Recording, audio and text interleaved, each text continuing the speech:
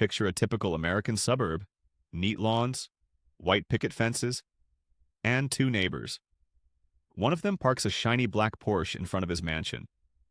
His watch costs more than your annual salary. He looks like success. He smells like success. The other lives across the street in a modest ranch house. He drives an old Toyota, wears worn-out jeans, and mows his own lawn. Looking at them, you would immediately say who won at life. But behind closed doors, in the world of spreadsheets and bank statements, a very different drama is unfolding. In 2014, a man named Ronald Reed died in Vermont. He was 92 years old. He was an ordinary guy. He spent 25 years fixing cars at a gas station and another 17 years sweeping floors at a JCPenney department store. When he died, headlines across the country exploded. Ronald Reed left behind a fortune of $8 million. A man who earned pennies his whole life donated millions to his local library and hospital. He didn't have a lottery ticket. He didn't have an inheritance. He only had a secret that he took to the grave. Now, look at Richard Fosconi, Harvard, MBA, top executive at Merrill Lynch. He was the embodiment of Wall Street success. They called him the Golden Boy. In the mid-2000s, he expanded his Connecticut mansion to 18,000 square feet.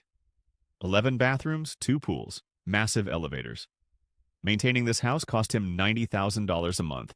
He was rich, he was influential, and he was absolutely certain of his future. But in 2008, when the financial market began to bleed, Fosconi's empire collapsed like a house of cards.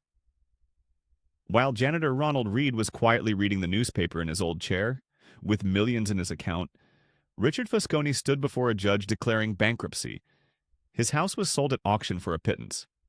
He had nothing left but debt and broken ambitions. How did this happen? How could a man with a broom outperform a shark from the world of big money? The answer is terrifyingly simple. We live in the era of the great illusion. We are used to judging wealth by what we see: cars, houses, expensive dinners. But in my 15 years in investment banking, I learned one hard lesson. Real wealth is what you do not see. It is the money that was not spent on a new SUV. It is the stocks that were not sold to buy a watch. It is unused credit limits. Wealth is the ability to say no. No, I will not work this job.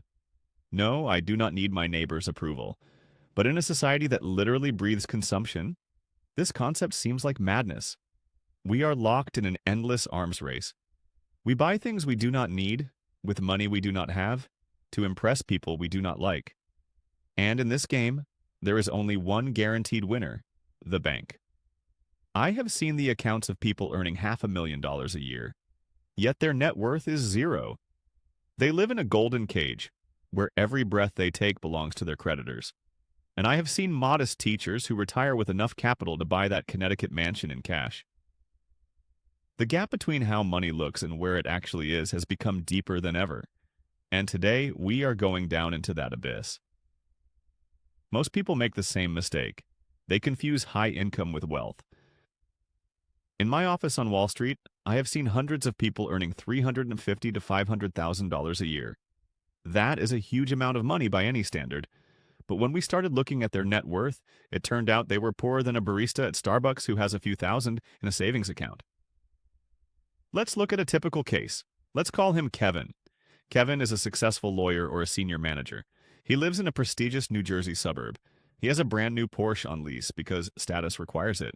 He has a massive house, bought with a mortgage pushed to the limit of his credit. His kids go to private school, which costs $40,000 per child per year. From the outside, Kevin is the king of the world. But here is what I see when I look at his documents. Out of his $400,000 income, almost half is taken by Uncle Sam in taxes. Another $100,000 goes to the mortgage and house maintenance, car leases, insurance, country club memberships, designer clothes. At the end of the month, Kevin has zero left, sometimes minus $500. Kevin is not rich. Kevin is a high-paid slave. He is trapped in a hamster wheel that spins faster and faster. If Kevin loses his job or decides to take a 6-month break, his life will collapse in 2 months. His Porsche will be repossessed. His house will be auctioned off. His social status will vanish. He lives in a state of constant background terror, which he drowns out with new purchases. This is the phenomenon we call rich broke. His wealth is a movie set. It is held up by the thin threads of monthly payments. The scariest part is that Kevin cannot even afford to invest. He does not buy assets, he buys liabilities. Assets put money in your pocket, liabilities take it out. And here we come to the moment of truth.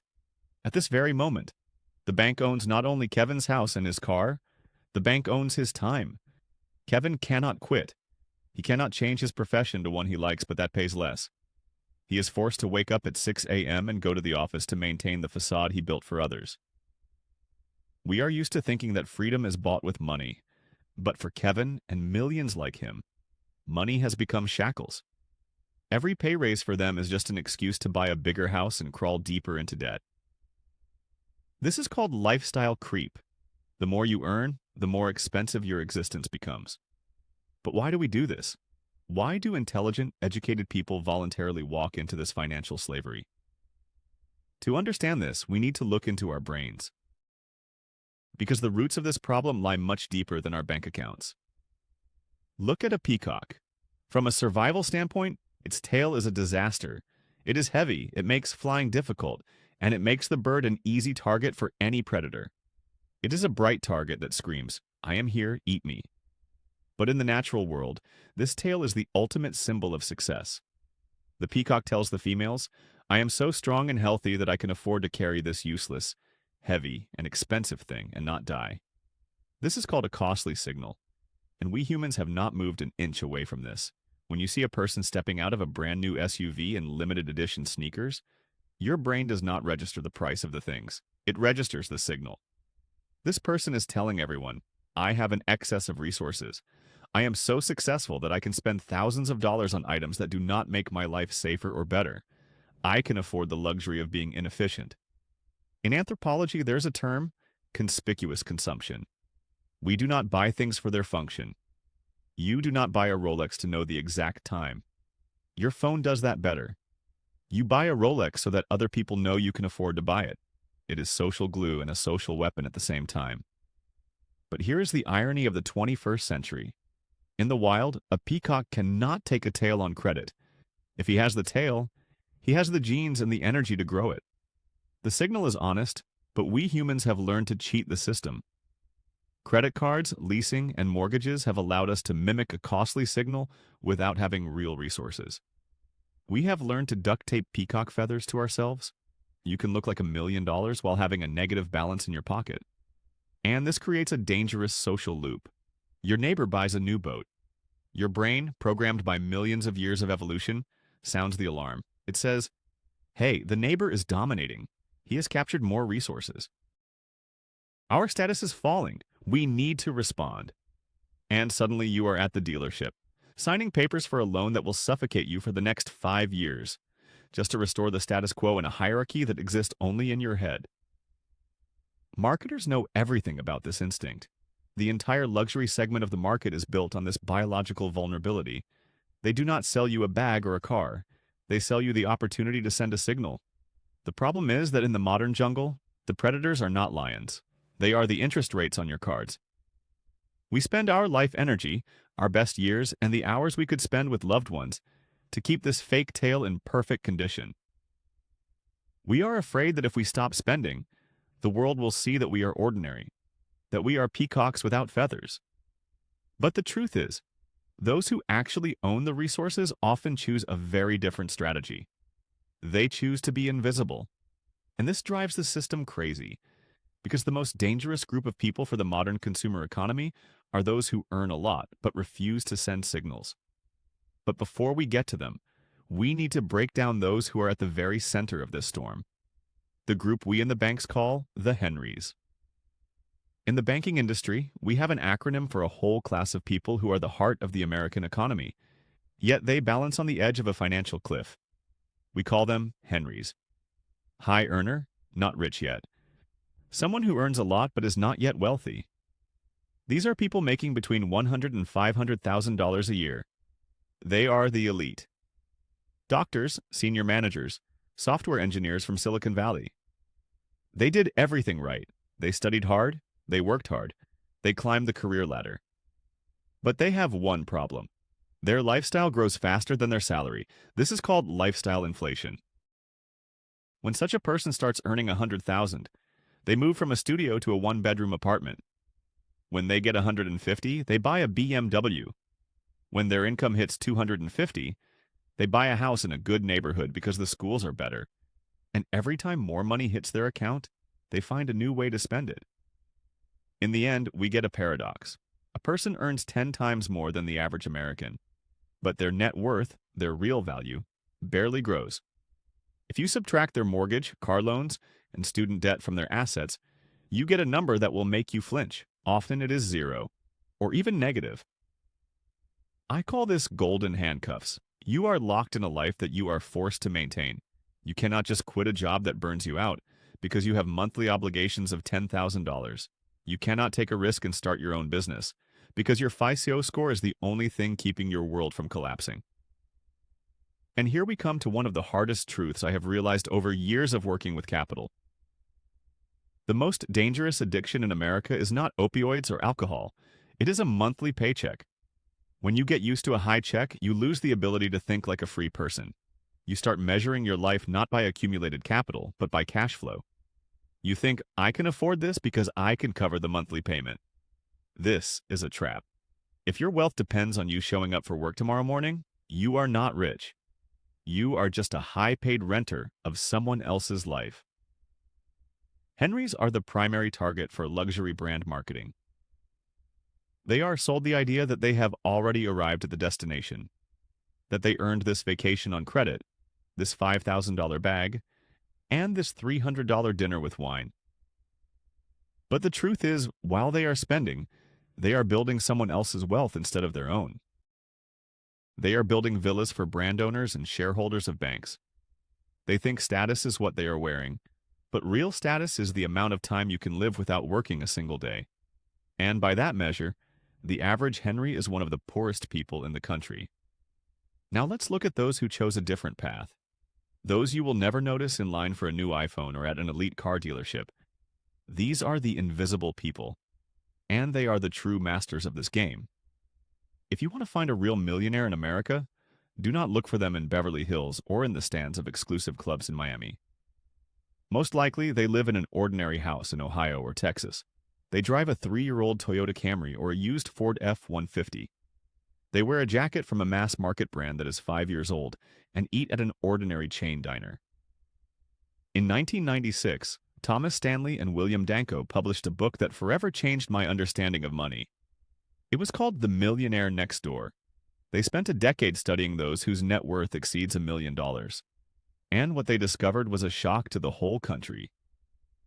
The typical American millionaire is not a rock star or a Wall Street investor. It is the owner of a waste management company. It is an engineer at a local construction firm. It is an accountant who has worked in the same place for 30 years. These people possess one common trait. They fanatically avoid conspicuous consumption. They are those invisible people. Wealth for them is not something that can be shown. It is something that gives them the ability to sleep peacefully. Imagine a person sitting in their living room. They are wearing old jeans, holding a mug of ordinary coffee. No, behind their back, a fully paid-off house. In their 401k retirement account, there are $2 million. Their stock portfolio pays them dividends that completely cover all their expenses. They do not need to go to work tomorrow if they do not want to. This is the definition of freedom. No, from the outside, they look absolutely, defiantly boring. This is the greatest paradox of our culture. To become truly rich, you must be willing to look poor, or, at the very least, ordinary. You must have the psychological strength to drive past a Tesla dealership in your old car and not feel like a loser. You must ignore the side eyes of neighbors when they discuss their new renovation, done on credit. I often ask such people in my office, why don't you spend more? The answer was always roughly the same. Mike, they said, I do not need to prove to strangers that I have money. I already know that I have it, and this knowledge gives me more comfort than any Italian leather on car seats. Wealth is what you do not see. It is not the things you bought. It is the opportunities that remained unused for the sake of the future. It is capital that works for you while you sleep. Real wealth is quiet. It does not scream about itself with logos on t-shirts. It manifests in the silence of a paid-off house and in the calm of a person who knows that no economic crisis will throw them onto the street. We are used to thinking that if we do not see spending, there is no money. But in fact, it is exactly the opposite. Every $100 that you did not spend today on useless junk is a seed. And if you plant it in the right soil and give it time, it will turn into a forest. To understand how this happens, we need to look into the magic that makes ordinary people millionaires. We need to talk about the math of freedom. Albert Einstein once called compound interest the eighth wonder of the world. He said that he who understands it earns it. He who does not pays it. In my world, the world of investment banking, this is the only religion that actually works. And this is where the reason is hidden why a guy in an old Toyota ends up richer than a Ferrari owner. Let's forget about charts and tables for a minute. Imagine that every dollar you have is a little soldier. His job is to fight for you, capture new territories, and bring back prisoners, other dollars. When you spend $1 on a cup of coffee at Starbucks or on a new gadget, you are deserting. You are killing your soldier. You are depriving yourself of his service forever. But if you send this soldier into the army, for example, into an S&P 500 index fund, he begins to multiply. At first, slowly. In the first year, he gets a couple of assistants. After 5 years, then you have a small squad. But after 20 years, magic happens. Your army begins to grow exponentially. Soldiers create new soldiers. They create their own. And this process becomes unstoppable. Here is a concrete example I often show my clients. Let's say you are 25 years old. You decide not to buy a new BMW on credit, but instead drive a modest used car. The difference in payments and maintenance is about $500 a month. You invest these $500 in the market at an average 8% annual return. In 10 years, you will have about $90,000. Nice, but not life-changing. You continue. In 20 years, you already have $290,000. Now look closely. In 30 years, when you turn 55, you will have almost $750,000 in your account. Of that, the money you actually set aside is only $180,000. The rest is the fruit of your army's labor. But here is the shocking truth. Every dollar that you thoughtlessly spend in your 20s or 30s is not just a piece of paper. It is $10 to $20 or even $50 that you killed in your future. When you buy sneakers for $200, you are actually paying $2,000 out of your future retirement for them. You are trading your future freedom for a momentary flash of dopamine today. Wealth is not the result of one big deal or winning the lottery. It is the result of hundreds of small, boring decisions made over decades. It is the discipline to leave your soldiers on the battlefield, not taking them home at the first sign of success. The problem is that the human brain is not wired to understand exponential growth. We think linearly. We see that in the first year we saved only a couple of thousand. And we think, why all this? It takes too long. It is easier to buy a new watch and feel rich right now. We want the result immediately. And it is on this impatience that entire industries are built. Huge corporations spend billions of dollars so that you never find out about the magic of compound interest. They want your soldiers to work for them, not for you. And they created the perfect system to keep you in the dark. Have you ever wondered why it is so hard for you to save money? It is not about your weak will, and it is not because you are bad at math. It is because the most sophisticated money-extracting machine in human history is working against your savings account. We call it the American economy, but in reality, it is the envy industry. It starts in your phone. Every morning you open Instagram or TikTok, and a flood of someone else's success washes over you. You do not see people's real lives, you see their highlight reel. A yacht in Miami, dinner at a 3-star Michelin restaurant, a new bag from Hermes. Your brain does not understand that this could be a rental for an hour or a gift from a sponsor. It sees the signal, and it whispers to you, you are falling behind. You are a loser. You need to buy this to become significant again. Social media algorithms are not just code. They are digital dopamine dealers. They know your weaknesses better than you do. If you feel insecure about your status, they show you watches. If you are worried about age, they show you luxury cosmetics. The system is designed so that you are always in a state of slight dissatisfaction with yourself, because a happy and content person is a bad consumer. Now add the US credit system. It is a brilliant trap. In other countries, debt is a shame. In America, debt is a lifestyle. You are told that your FICO credit score is your main value as a citizen. But why do you need a high score? So you can borrow even more money. Banks sell you the illusion that you can own the future today. Want a car you cannot afford? Here is a lease. Want a house you haven't saved for? Here is a mortgage with a minimum down payment. Want a vacation? Here is a cashback card that will actually take 3 times more from you through interest. This is financial morphine. It numbs the pain of realizing you cannot afford it, but it does not cure the cause. This entire mechanism works for one goal, so that the money you earned does not stay in your hands for a single second. If you keep it in the bank, you are useless to the system. You become useful only when you spend it. The envy industry has turned frugality into a social stigma. If you live modestly with a high income, society calls you cheap or weird. In fact, you are just the only adult in a room where everyone else is playing with debt. I have seen this hundreds of times. People come to me for investment advice, but all they want is to know how to earn even more, to spend even more. They do not want wealth. They want the imitation of wealth. They want to feed the monster that will eventually eat them. But here is the secret that bankers do not say out loud. The only way to win this game is to refuse to play it. Stop measuring your worth by things the algorithms forced on you. It sounds simple, but in practice, it requires incredible courage. Because for choosing real wealth, you will have to pay a very high price, a price that most people in this country are not ready to pay. Let's be honest.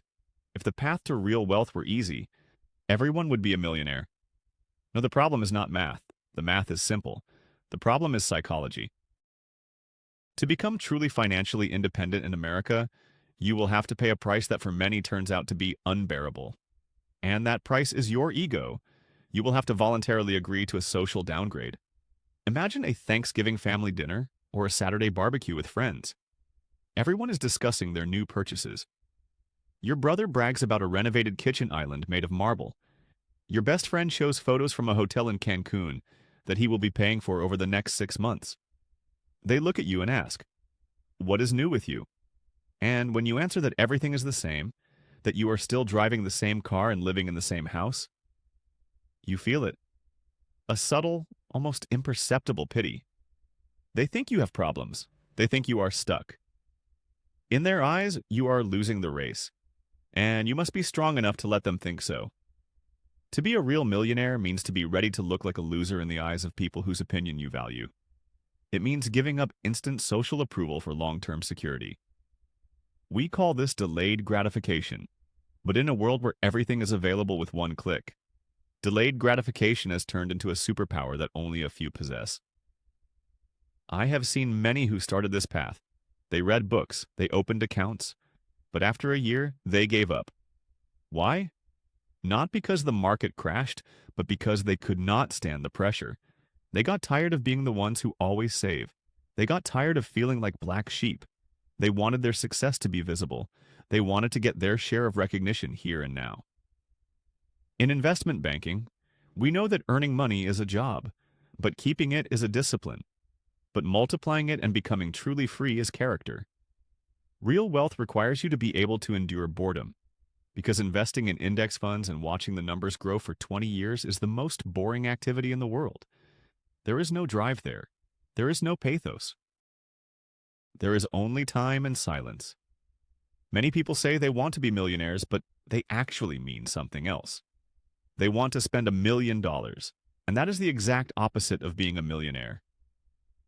The difference between these two desires is the abyss in which entire generations of American families disappear.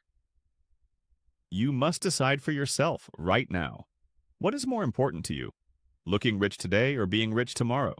You cannot have both at the same time, unless you were born into the Rockefeller family. For everyone else, the rules of the game are the same. Either you feed your ego or you feed your bank account. And believe me, your account is a much more grateful listener. This social price, the loneliness in your choice, is the real filter. It weeds out those who are just playing at success from those who are actually building it. But if you go through this period, if you withstand the looks of neighbors and the questions of relatives, in the end, a reward awaits you that cannot be bought for any amount of money in the world. Over the years of working with capital, billions of dollars have passed through my hands. I have seen people who owned skyscrapers but trembled with fear at every market fluctuation. And I have seen people who owned a few acres of land and a modest bank account. But in their eyes, there was more peace than in all the kings of Wall Street combined. And here we come to the most important part. Real wealth is not things. Real wealth is options. It is the opportunity to wake up in the morning and say to yourself, I can do whatever I want today. I can spend the whole day with my children. I can go to another city. I can close my laptop and never again answer the emails of a boss I dislike. Wealth is silence. It is the absence of the need to prove anything. It is that moment when your self-worth stops depending on the logo on your steering wheel or the address of your home. When you reach this point, the world changes. You are no longer a victim of marketing. You are no longer a slave to social expectations. You are free. Look again at that old Toyota at the traffic light. Perhaps behind its wheel sits a person who is richer than everyone in this neighborhood. He did not buy a new SUV because he bought something much more valuable. He bought himself years of his life. He bought himself the right not to fear being fired. He bought himself the opportunity to be near his loved ones when they need him. We are used to judging success by what we have accumulated, but real success is measured by what you were able to give up. Wealth is what you do not see. It is an unused credit card. It is a watch not bought. It is capital that quietly works in the shadows, creating a safety net for you that no one knows about. In the end, when the game comes to a close, no one will remember what car you drove in 2024. Only how you managed your time matters. Were you the master of your destiny, or did you just rent someone else's lifestyle for huge interest? I urge you to change your perspective. The next time you see the dazzling glow of someone else's luxury, do not be envious. Remember Richard Visconti and his 11 bathrooms that turned to dust. And remember Ronald Read, the janitor who read the newspaper in his old chair, being a multimillionaire. The secret is not how much you earn. The secret is how much you keep. Stop building other people's empires. Start building your own. Quietly, boringly, and methodically. And one day you will realize that the most expensive thing you ever bought is your own freedom. And believe me, it is worth every cent that you did not spend today. My name is Mike, and I have seen enough to know one simple truth. Wealth is what you do not see. Everything else is just a movie set. Choose freedom. Choose silence. Because in a world that screams, silence is the greatest luxury.